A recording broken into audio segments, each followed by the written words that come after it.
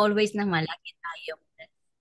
So, God is good and all the All the time time. is good. Amen po. So, to start to start with, alam ko pong sabi nga, every gising is a blessing. So, pag binuksan natin ang ating mga mata, nakakaramdam agad tayo ng pagpapala galing sa Kanya. So, let us all acknowledge His presence through the Holy Spirit. Let's pray po. Hallelujah. Our God, Father in heaven, Lord Jesus Christ, and Holy Spirit, we praise you, we magnify your name, we lift your name on high. We thank you for your goodness. We thank you for your kindness.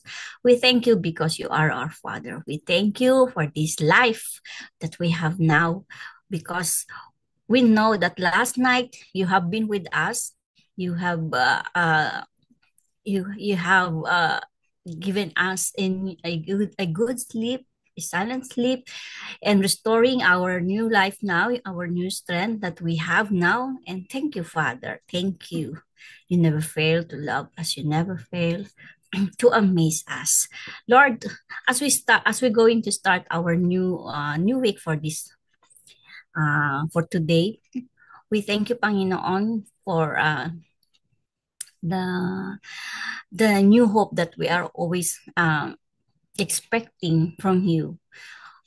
We want the Holy Spirit to lead us. We want the Holy Spirit to fill our hearts, our mind, and open our divine ears, our divine mind, our divine eyes, so that we can feel and we can hear your words as you're going to reveal another new revelation and from your work from since then, your goodness and your being our Lord God, being our one and only God is true, and we magnify you for being that. Thank you, Lord God. Thank you. Bless each and every one of us. We thank you again. We praise you this. I pray in Jesus' name. Amen. So, today po, this morning, again, isang magandang umaga sa ating lahat. Nandito po tayo. Ilan ba tayo nandito? 10 from other part of the world. Meron sa UK, meron sa Pilipinas, meron sa Spain, meron sa Kuwait, meron sa UAE. Yan. At meron, yan, kung saan po. And we're so glad na pinagtitipon-tipon tayo ni Lord dito. And alam ko po, handa na tayo kung ano yung magiging revelation niya for us today. So this is the continuation of yesterday's Devon natin. Yung pinangunahan tayo ni Ate Finet yesterday. And the title is, Have You Ever Been Alone with God? Part 2. Same thing from Oswald Chambers. Nakaka-amaze at nakaka-inspire itong mga binibigay sa atin ni Oswald Chambers. Napaka-ikli ng kanyang mga Devo materials. Pero siksik, tsaka talagang tagus-tagus kapag binasa natin, tsaka pag pinag-aralan natin. And so to proceed po, it's from the Gospel of Mark, chapter 4, verse 10. And it says, when he was alone, the 12 asked him about the parable. He was alone where they're speaking about Jesus. And the 12 asked him about the parable. So, di ba po yung yesterday, andun yung parang nagda-doubt sila about God. Hindi, ang tagal na nilang nakasama si God, si Jesus. Hindi pa rin nila alam kung sino si Jesus sa kanila. Hindi pa rin talaga, parang andun yung meron silang fear, marami pa rin silang mga iniisip, marami pa rin silang tinatanong. And so, imagine our life kapag tayo yung kasama ni Jesus, di ba? Are we going to feel the same then ba? So, lalakihan ko na po. Ayan. So, um, to start with, ito po. Samahan niyo na lang ako magbasa in silence. So, His solitude with us. When God gets us alone through suffering, heartbreak, temptation, disappointment, sickness, or by thwarted desires, hala, may bumara. Wala. Sandali po, nawala yung ano ko, kopya ko. Yan. a broken friendship or a new friendship. And when he gets us absolutely alone and we are totally speechless, unable to ask even one question, then he begins to teach us.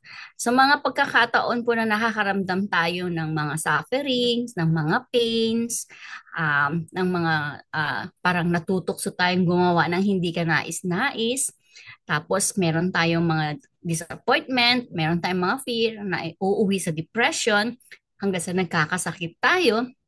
And then, yung desire ng heart natin, parang hindi na naaayon sa plano ni Lord. And then, yung tatakbuhan natin na akala natin a good friend, but then, meron mangyayaring rejection. Rejection is the title of my sermon yesterday sa church namin. So, it's very hard kapag kinakain tayo ng rejection. It's very hard kapag marami pa tayong mga inhibitions ba. Ibig sabihin yung hindi tayo move forward kasi may humaharang. Hindi po ba? And then, yung time na yon, ang dami-dami nating gagawin, ang dami-dami nating gustong gawin na akala natin yun na yung paraan. Pero alam naman natin deep in our heart, it's mali. 'Di ba? Kasi parang nahulog na tayo. Para pagka nahulog na tayo, pwede pa naman tayong umakyat, pwede pa naman tayong kumapit. Pero parang ayoko na, sige magpapatihulog na lang ako. Parang ganun ang gusto nating mangyari. Kasi ayaw na nating lumaban. Ang feeling natin, nag-iisa na lang tayo. Ang feeling natin, pinubayaan na tayo ng mundo. Para bang against all odds na tayong lahat. Para bang uh, nag-iisa ka na lang at ang mundo ay against sa iyo, 'di ba? Ganun ang feeling mo. Ganun ang feeling ng mga taong walang Kristo. So, sabi nga rito, yun yung mga moment na kumakatok si Jesus sa atin, 'di ba? Naramdaman na natin 'yun, naranasan naman na natin 'yun. So, this is somewhat parang nire-review lang tayo or kaya sabi nga is yung mga experiences natin yun ang nagiging doon tayo nagiging strong, yun din yung nagiging lesson natin sa buhay, 'di ba? Hindi naman ang importante every time na nadadapa tayo is kung paano tayo tumatayo at kung paano natin sasabihin, yes, Lord, I did it again because of you. Amen po. So notice Jesus Christ training of the 12. It was the disciples, not the crowd outside who were confused.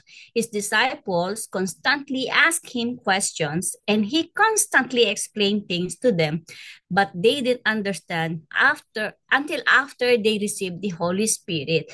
Yun nga, sabi nga rito, hindi kaya ng wisdom, ng sarili nating wisdom o ng sarili nating kakayahan o sarili nating katalinuhan. Kasi yung katalinuhan na yung pagka sa atin lang nanggagaling, hanggang dun lang tayo. Limited. Hindi katulad nung wisdom na finifeel sa atin ng Holy Spirit. Di ba po mga kapatid, naranasan naman natin yan. Pagka-feel tayo ng Holy Spirit, nagugulat tayo, marami tayong naiintindihan, marami tayong nagagawa na akala natin hindi natin kaya, pero nagawa natin with the help of the Holy Spirit. Di ba? Kaya sabi nga, hindi tayong kumikilos, hindi sa atin ang gagaling yung lakas, kundi sa Holy Spirit. And sabi nga ito nga 12 disciples na to, nakasama na ni Jesus. Sabi ko nga, marami pa they are confused. They were confused. Diba? Sabi ko, kung tayo din yung nandoon, marami na pinakitang mga miracle act si Jesus, pero still, parang skeptical pa rin tayo, di ba? Kasi nga, hindi tinatanggap ng buong puso yung Holy Spirit na siyang gustong mag-guide sa atin. So yun ang ano doon. Yun ang parang pinaka secret word doon. They need to understand until we receive the Holy Spirit. According to John 14:26. So, ito po yung sabi sa John 14:26. But the advocate, the Holy Spirit, whom the Father will send in my name, will teach you all things, sabi, di ba? And will remind you of everything. All things and everything. Ito ang nakalagay dito. And I have said to you, Jesus is not going to abandon us. He promises to send the advocate. Other translations say the helper or the comforter.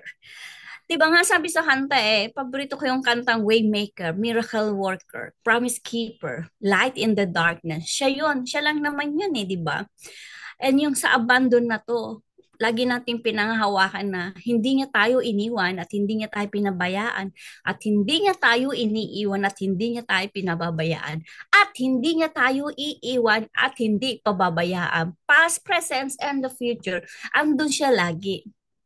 Di ba po ang sarap Sabi nga in every word of God, yung mga binabasa natin, there is always promise na nakalagay doon. Kaya ang sarap-sarap kapag babad tayo sa kanyang salita at sa kanyang presensya. So as you go on, as you journey with God, the only thing that He intends to be clear is the way He deals with your soul or with our soul. He's talking about us. The sorrows and difficulties in the lives of others will be absolutely confusing to you or to us. So we think we understand another person's struggle until God reveals the same shortcomings in our lives. Sabi ko po kahapon dun sa sermon ko, yung magmula pa sa Old Testament, marami nang ginamit si Lord na tao, 'di ba? Marami nang naging example sa buhay, marami nang naging example doon kung papaano sila nag-struggle, kung papaano nila inalay yung buhay nila at ipinaglaban yung kanilang faith para lang malaman ng tao na ganun. Sabi ko nga, pinagpala pa tayo sa generation natin ngayon kung compare sa generation nila noon. Noon talagang pupugutan ng ulo, talaga ipapalibing or talagang papatayin, papakita pa sa mga tao kung paano sila papatayin nang dahil lang sa pagtatanggol nila sa kanilang pananampalataya. And that inspires us a lot. Sabi nga, yung mga inspirasyon, yung mga tao na yun, yung nagbigay ng inspirasyon sa atin.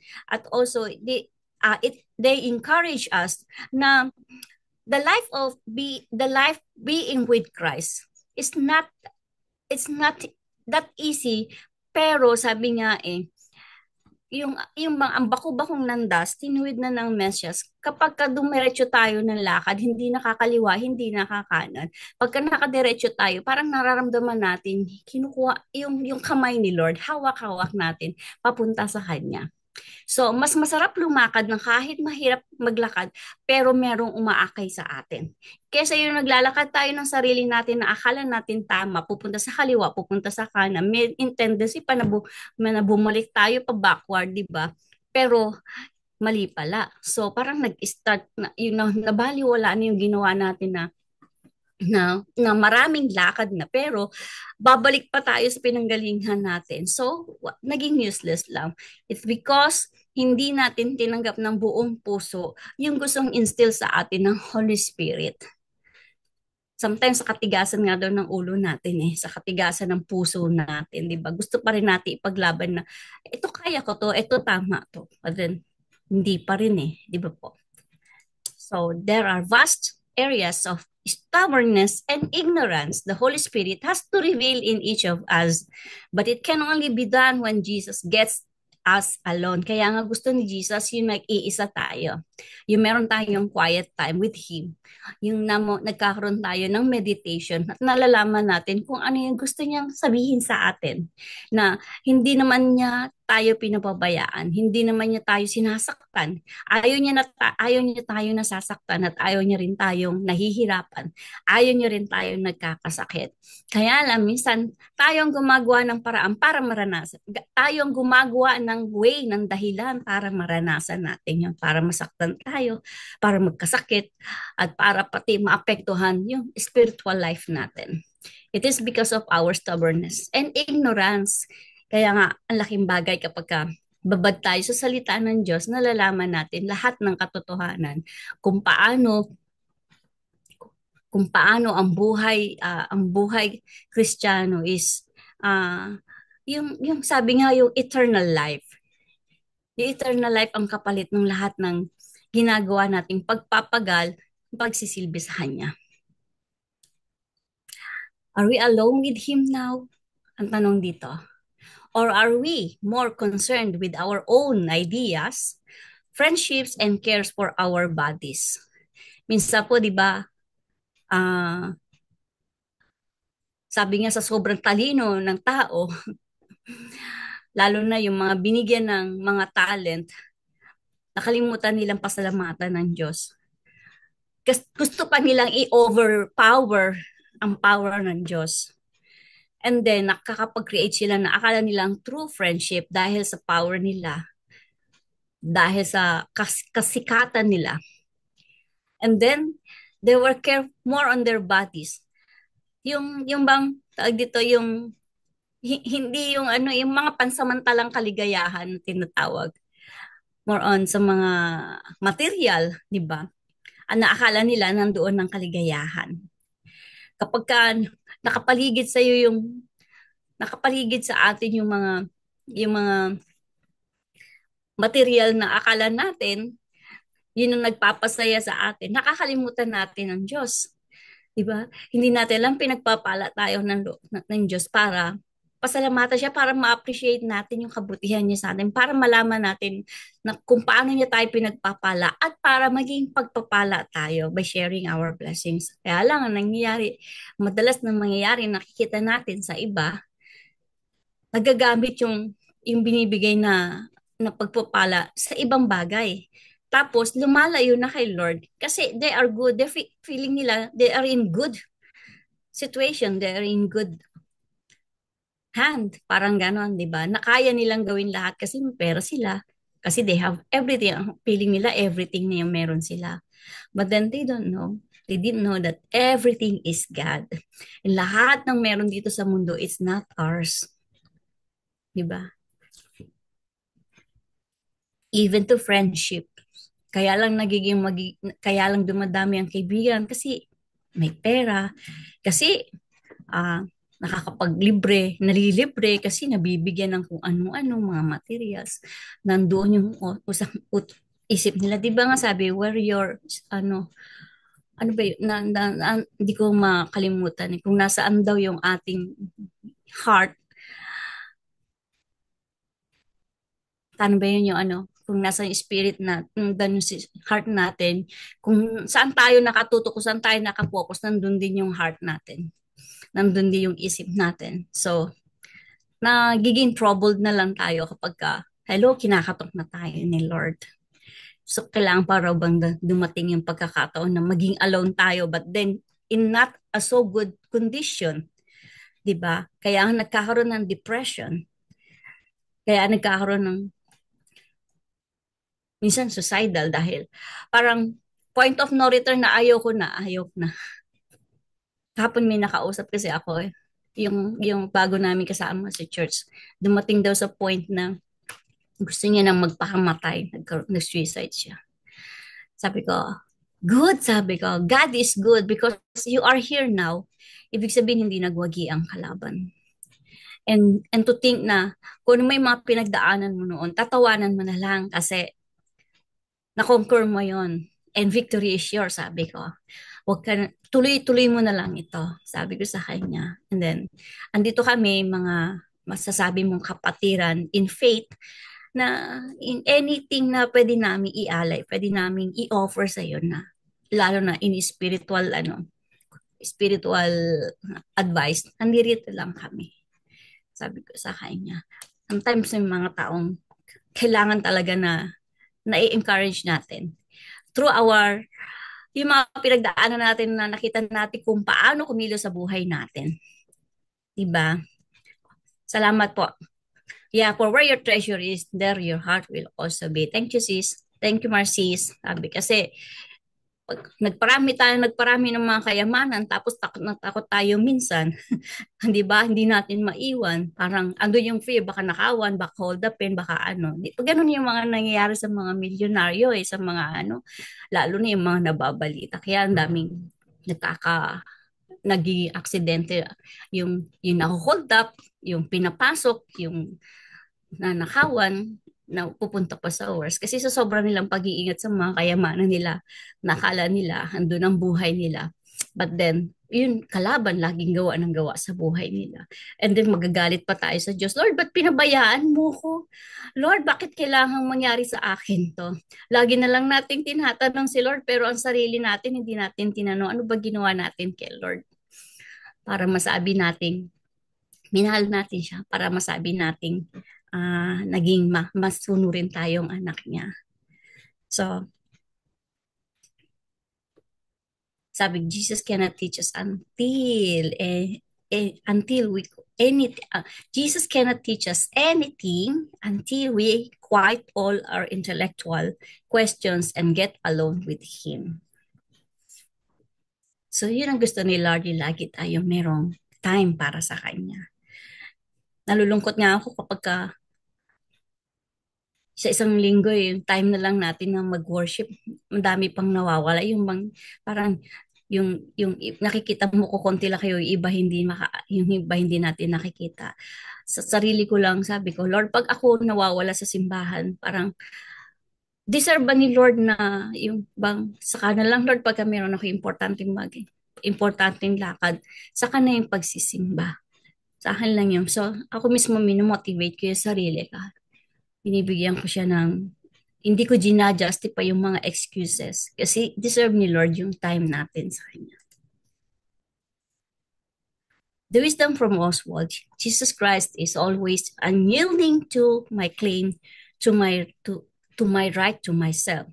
The one essential element in all our Lord's teaching about discipleship is abandon, no calculation, no trace, or self-interest. Hindi natin makakaya pagka wala si Lord. Pero pagka siya ang kumilos, unlimited nga, di ba? Hindi niya kinakalculate yung mga, yung, kasi tawag dito, siya yung nagbibigay ng hindi nag-expect ng kapalit. Kundi yung lang yung pagmamahal lang natin na nanggagaling sa puso natin kung paano natin siya susundin.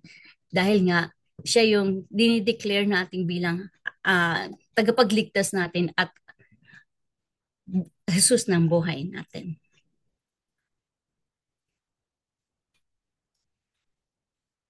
Hindi natin maira-right yung sarili natin kung sarili lang natin yun. Kung magbe-base lang tayo sa sarili natin. Kailangan natin ng tulong ng Holy Spirit to guide us, to protect us, to motivate us. So, lagi tayong mag-cling sa Holy Spirit. Amen po ba? So, share ko po tong kanta na to na alam kong parang ginasayot ako during my youth. Ang ganda ng dating sa atin. So, I hope it ministers.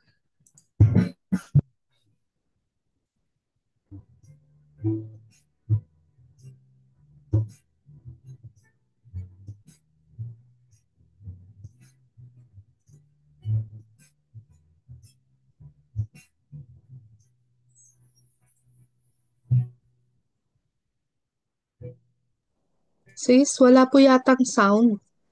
Doon na baka ako lang. Ayun. Okay na po?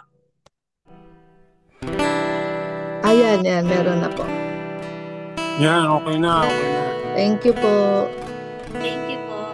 Kung nag-iisa at nalulumbay dahil sa hirap mo tinataglay, kung kailangan mo ng karamay, tumawag ka at siya'y naghihintay. Siya ang iyong kailangan, sandigan, kaibigan mo.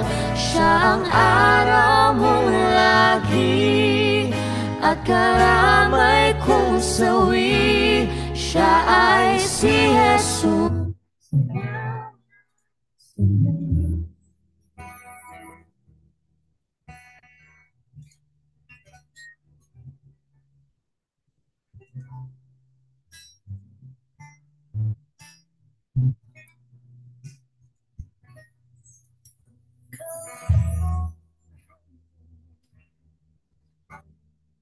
Wala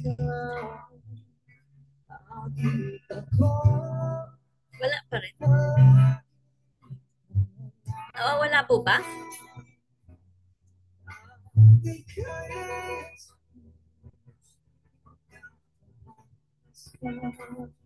Pray, hallelujah, Father God, Lord Jesus, O Holy Spirit, we thank you, Lord, for today once again, Panginoon, na kami po ay muling pinagtipon niyo at muli amin pong narinig ang iyong mga salita, Panginoon.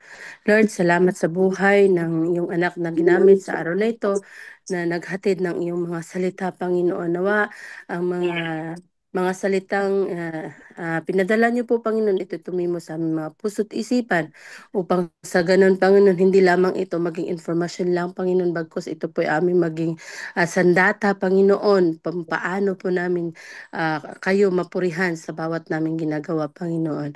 At sa lahat, Panginoon, ng mga aming mga naririnig, hindi lamang ito magiging sa sarili lamang, Panginoon, bagkus amin din po itong ma-share, Panginoon, sa mga taong uhaw sa inyo at hindi pa po nakakilala sa inyo, Panginoon, sa pamagitan po ng aming mga gawa, Panginoon, sa aming pananalita, Panginoon, nawa, Panginoon, kayo po ang aming mapurihan, Panginoon. At sa lahat, mga narito, Panginoon, pagpalain niyo po ang aming mga kapatid, Panginoon, kung saan man sila narito, patuloy niyo po silang proteksyonan at gabayan, Panginoon, at i-provide ang kanilang mga pangangailangan, Panginoon, kung sino man ngayon, Panginoon, may mga karamdaman, Panginoon, or may mga hindi na magandang nararamdaman sa kanilang emosyon, Panginoon. I pray that you comfort them. You comfort them, O Holy Spirit. Give them the strength, Panginoon, and the joy na nanggagaling po sa inyo, Panginoon. At patuloy, Panginoon, kami gamitin niyo para sa inyong kapurihan, Ama. At patuloy niyo po kaming bigyan ng wisdom kung paano pa po namin, Panginoon, ilaghanap ang iyong mga salita, Panginoon. Kung paano pa po namin maipakita ang iyong kabutihan, pagmamahal, at sa pamamagitan po ng aming pamumuhay at sa aming buhay, Panginoon. Salamat at nawa sa aming pagtipon-tipon sa araw na ito at sa lahat ng mga panalangin, Panginoon. We believe and um, we receive, Panginoon, na sa lahat ng mga panalangin na aming inilapit sa inyo ay meron na po kayong ginagawa, Panginoon, at meron na po kayo, alam namin yung plano niyo po sa amin, Panginoon, ay nauna na, Panginoon. Kaya salamat po, maraming salamat, Panginoon. Patuloy niyo po kaming bigyan ng yung isip, Panginoon, na laging nakafocus lamang sa inyo, Panginoon. Yung instruction niyo, Panginoon, ay lagi naming maririnig, Panginoon. Hindi sa ingay ng mundo, hindi sa ingay ng pangyayari ng mundong ito, Panginoon. Bagkus, Panginoon, help us to just focus on your voice, O God. At patuloy niyo po kaming akayin, Panginoon, papalapit sa inyo, O God. Minsan, Panginoon, yung mga problema, pinagdadaanan ng bawat isa, Panginoon, ito po'y minsan nagbibigay sa amin ng nagbibigay sa kaaway, Panginoon, ng chance to snatch us in your presence, O God. But we rebuke it in Jesus' name because you will not allow it, O God, because the Holy Spirit is with us, because we have you, Jesus. We thank you, Lord, and we give you praise and honor in Jesus' name. Amen and amen. Amen. Amen and amen. And receive the benediction from our Lord our God, from his word. In Psalms 121, I will lift up my eyes to the hills, from whence comes my help. My help comes from the Lord, who made the heaven and earth. He will not allow your foot to be moved. He who keeps you will not slumber. Behold, he who keeps Israel, you or us, or neither, shall neither slumber nor sleep. The Lord is our keeper. The Lord is our shade and right at your right hand. The sun shall not strike you or us by day, nor the moon by night. The Lord shall preserve us from all evil. He shall preserve our soul. The Lord shall preserve your going out and your coming in from the time forth and forevermore. Receive it in the name of the Father, the Son, and the Holy Spirit. Amen. Amen. Amen. Amen. Maraming Amen. salamat. Amen, Thank you, amen, Sister amen. Babes, God everyone. bless everyone. Thank you, Po, Lord. while we are already